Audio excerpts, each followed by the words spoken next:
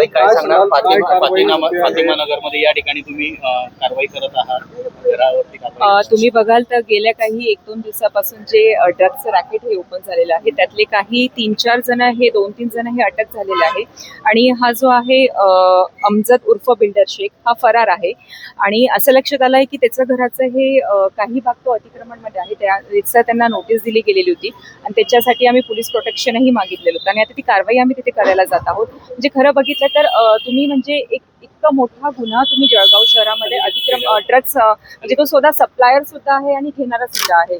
तो लोकांना त्याने सप्लाय सुद्धा केला आहे. तुम्ही बघत असाल तर चांगल्या चांगल्या घरचे तरुण मुलं यात इन्व्हॉल्व्ह झालेले आहे आणि मेन हा जो अमजद आहे तो त्यांना सप्लाय करत आहे आणि स्वतः घेत पण आहे.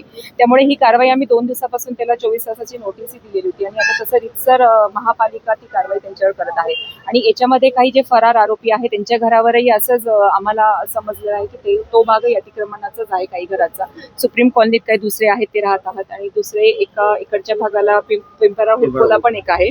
त्यामुळे अशा लोकांवर ही कारवाई केली जाणार आहे. त्यांना नोटीस दिलेली आहे. सध्या आता ही एक कारवाई करूया आणि उद्या परवापासून दुसऱ्या कारवाईला आपण जे गुन्हेगार आहेत त्यांच्या घरांवरती कारवाई होते का? शक्यता यूपीच्या पद्धतीने पॅटर्न आपण या ठिकाणी राबवतोय का?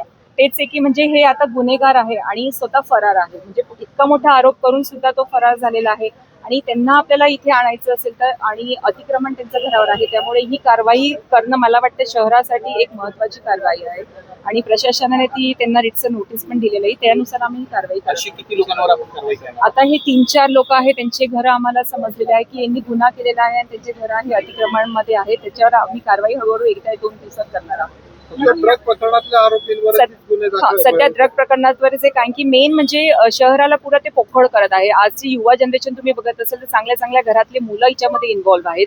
त्यासाठी हे सप्लाय करत आहेत. त्यामुळे कुठेतरी आपल्याला कुठे दहशत त्यांच्यावर निर्माण करावी लागणार आहे की हे थांबलं गेलं पाहिजे. असं चालू न ठेवता मला जळगाव शहरासाठी महापौर म्हणून हे पाऊल उचलावं लागणार आहे आणि कुठेतरी त्यांना वचक राहावा म्हणून पहिलं हे जे ड्रगिस्ट आहे त्यांच्यावर गुन्हे सिद्ध झालंय त्यांचं अतिक्रमण काढणं हे नक्की जरुरी आहे की याच्यामुळे जे पुढचे लोक आहेत ते थोडे घाबरतील, कमी करतील आणि जे चांगले घरातले मुलं आहेत तेही जागरूक होतील आणि हे ड्रग्स सेवन घेणं थांबवतील. अनेक गुन्हे या जळगाव शहरामध्ये असतात. गुन्हेगार आहेत, मोठे मोठे गुन्हे करणारे आहेत. यांच्यावर देखील अशीच कारवाई नक्की. आता सध्या मी आहे तेव्हापासून मला वाटतं की माझी ही जबाबदारी आहे की असे कोणी गुन्हेगार असतील आणि त्यांचे घर खरंच अतिक्रमण वगैरे काही असतील, महापालिका त्यांच्यावर कारवाई करू शकते तर नक्की मी कारवाई आम्ही महापालिका प्रशासन म्हणून त्यावर नक्की करूया.